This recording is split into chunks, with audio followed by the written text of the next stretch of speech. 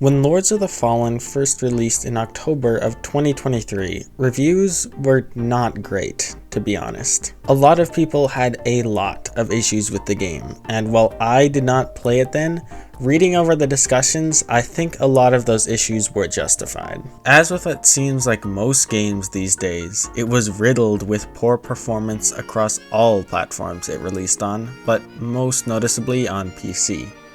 Even farther than that though, many players had lots of issues with how the game was actually designed, particularly the abundance of enemies that often led to more frustrating difficulty than a fair challenge. Now, to give credit to the developers, they heard these complaints and actually committed to doing something about them. So now, I just played this game for the first time in 2025, after all the new updates and patches have been released for quite a while. I purchased this game on my PlayStation 5, and I gotta say, it's a really impressive Souls-like. I'm not going to say it's on par with From Software titles, but compared to a lot of other Souls-likes I've played, it's definitely one of the best. So today I want to convince those of you on the verge of buying Lords of the Fallen that it is 100% worth your time and money. First of all, I don't think I could go this entire video without mentioning probably like half of the reason Lords of the Fallen was given such harsh judgment when it first released. That being the fact that Lies of P released just about a month earlier, and it goes without saying Lies of P is insanely good. I would say it's on par with a FromSoft title. Lords of the Fallen is good, but Lies of P is next tier up. If you're deciding between the two, definitely go with Lies of P. But anyways, I already did a video on that game, so no need to dive more into it. Back to Lords of the Fallen. I feel like the most important part of a game like this to most of its fans is definitely the combat, so that's where I'll begin. Overall, I really liked it. It feels good to land a hit or parry an attack. The parry system itself is pretty cool. Every enemy has a posture meter on their lock-on circle thingy, and every attack degrades it slightly. Stronger attacks or parries obviously degrade it a lot more. Once it's empty, you can trigger a stance break with another parry or a strong attack, which is a really cool system that really makes you work for the extra damage, but does feel super satisfying when you pull it off. The game also boasts a large variety of weapons to choose from, all of your classics like swords, axes, clubs, spears, and super large versions of them, of course. But there's also flails, which is something new and pretty cool. But I think what stood out the most to me with these weapons is just like the huge amount of moves you can get out of every individual weapon class. Like you can have them two-handed, one-handed, there's a button for a sick multi-attack, plus any two weapons can also be dual-wielded, leading to more moves and some pretty stupid but pretty awesome combos. There's plenty of depth even with just the traditional weapon classes, though this game also boasts many other unique ways to play. There's of course shields, and blocking is interesting because it's almost like Bloodborne's rally mechanic, where the block damage is indicated on your health bar, but not actually received until you are truly hit with an attack. It can be regained by hitting an enemy with an attack, which encourages some aggressiveness, but also really punishes you if you mess it up. There's of course spells, Inferno, Radiance, and Umbral spells, all of which are unique and each powerful in their own right. Once you upgrade and buff all your spells, they are super satisfying and really powerful, like definitely one of the most powerful options in the game, which is not always the case with magic. For my second playthrough, I did a Radiance build with this like lightsaber sword and a Radiance catalyst, and it was super fun. However, I think one of the most interesting things that this game does is definitely the ranged combat with bows and crossbows or throwables like knives and bombs. Because instead of having a certain amount of arrows or bombs, there's a set ammunition amount, and different items use different amounts of this ammunition, but as long as the bar is full, you can use it however much you want, and it refills at every checkpoint. This is honestly just very exploitable, but super fun to play around with, as it encouraged me to actually use my throwables and try out a ranged build, which also ended up being really powerful once again. I genuinely think that this is a super good way to do ranged combat, where players actually get to experiment with it. On top of all this, there's of course status effects with some weapons, and interesting rings that will apply other status effects if you're already applying one, which is a really cool idea and actually makes for some cool builds. There's also runes that can be applied to each individual weapon, which can affect scaling or add really helpful buffs on shields, like mana restoration, which is almost essential if you're doing a magic build.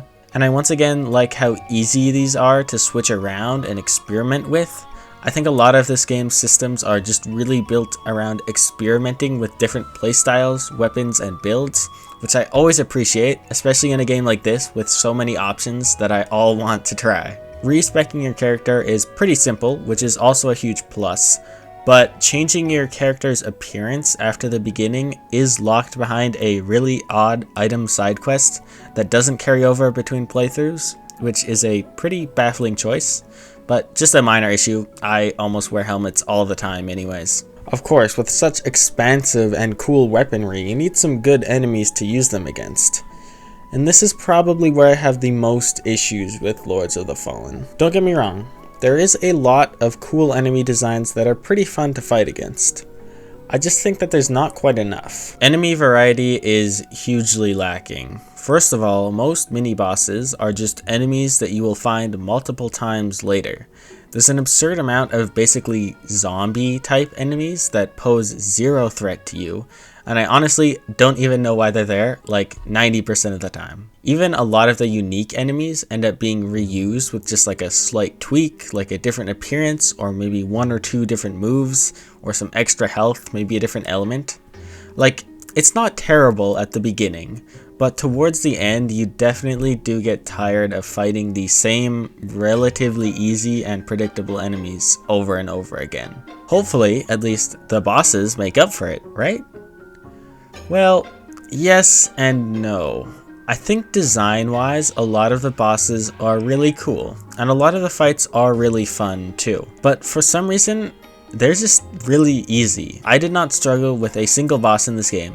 Every single one, without fail, I beat in under 5 tries. Probably half of them on my first try. And I'm not that good at Souls-likes, I swear. I beat Manus in Dark Souls 1 for the first time last month, and he genuinely took me about 4 hours. However, I personally didn't actually have a big issue with the bosses being super easy. Sometimes it's nice to not be insanely challenged by every single boss I face. I definitely would have preferred like 1 or 2 that really put me to the test, but oh well. I think overall, Lords of the Fallen is just a pretty easy game, in the Souls-like genre at least. And I think a part of me actually kind of liked this, because it did feel really good to become so powerful that nothing could stand against me. Like, I wasn't cheating the game or using the only broken weapon. I just had a really good build and some really cool moves, and I could cut through all the bosses like butter. The only actual issue I had with the bosses of the game is that a lot of them have these like just to dodge phases, where basically they're invulnerable to attacks, or it's just completely impractical to attack them because they're spamming the arena with huge AoE attacks. It's annoying in some fights, but fine in other ones. It's kind of just a personal preference. So if you're not looking for the greatest challenge of your life, but just some really cool weapons and pretty interesting enemies to fight, definitely the game for you. One more thing I should mention is how the replayability is pretty cool. There's of course New Game Plus 1, Plus 2, that whole thing. But the neat part is that there are modifiers you can apply to your next runs. There's quite a few. Some aren't really interesting, like just less checkpoints or permadeath, which I don't know why you'd want to play with. But the one that I really liked was pre-upgraded gear. So all the weapons and stuff like that you found, you could just start using immediately because you don't have to upgrade it using all these resources. It's just a super cool idea and saves a lot of grinding. Another large point of interest for this game is the dual world mechanic. Basically, there's the normal world of Axiom, which is where you always begin. However, with the special lamp gifted to you, you can peer into Umbral, which is the realm of the dead. So basically, over top of the entire normal world, there is a hidden world of the dead that hides a lot more secrets. You can simply peer into this realm, or even travel to it, also with your lamp. I think this is really cool. Like, Umbral is definitely inherently the more useful world to be in. There's more items, secret passages, stuff like that. And because of this, Umbral is also designed to be the much more dangerous and difficult world to be in. For example, there's a dread meter that builds up the entire time you are in Umbral. The longer you stay, the more difficult enemies spawn, eventually leading to a very tricky situation if you don't manage to escape. And speaking of escaping, while you can enter Umbral at any time, you can only exit at certain points, so you always have to take that risk into consideration. Furthermore, if you die in Axiom, you get a second chance by respawning in Umbral, although it is worth noting that whenever you enter Umbral, your health is partially withered, but if you die in Umbral, it's game over. Overall, because of all these risks you have to weigh out, I think it is a really cool mechanic. It does make you a lot more stressed out and careful about your actions when you're in Umbral. And there is some really cool design things that they use it for, but I don't want to spoil all the good surprises. Really, the only thing with the system I wasn't a huge fan of is the vestige seed mechanic, which is basically a thing that lets you place your own checkpoints. However, this is honestly just kind of annoying most of the time, because the spots for these checkpoint locations are very odd. Like, you can't just place your checkpoint anywhere, only in certain spots. But sometimes these spots will be like right beside an actual checkpoint, so it just feels like a waste to use your limited items to place one there. But I don't know, it's not a huge issue, I just think they should have done more traditional checkpoints.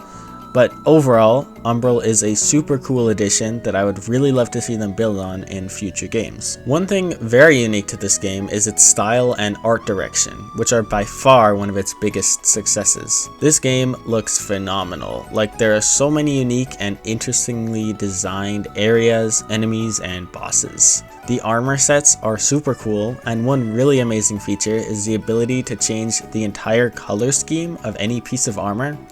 So for those of you, like myself, who love making some absolutely styled out characters, this game is really a dream come true. The beautiful world is also majorly enhanced by some great sound design, particularly just like the atmosphere of certain areas, with lots of distant ambient sounds that really add to the mood. In terms of lore and story, it's alright. I won't lie, it didn't really hook me a lot of the ways that other games like this have. I also wasn't a huge fan of item descriptions being locked behind stats. Like, I just feel like that doesn't add anything at all. I did enjoy a lot of the characters you meet on your journey, and seeing their storylines progress was pretty fun. They were a little easier to find than most FromSoft side characters, at least in my experience, which was nice. Boss lore was pretty cool, same with all the cutscenes alongside them. Although the final ending cutscenes were so short and abrupt, like, there must have been some cut content because they were pretty rough. And with that, I think I have touched on most of the points that I want to. A sequel has already been announced that they're working on, I think coming out next year or the year after, I'm not really sure. But either way, I am very excited for it. If what I've talked about here sounds at all interesting, I would 100% recommend giving the game a try. It's for sure rough around the edges, there are some odd design choices, but as a die-hard Souls-like fan, I had a really great time with it. Go play Lords of the Fallen. But for now, thank you for watching, and I hope you have an absolutely delightful day. Bye.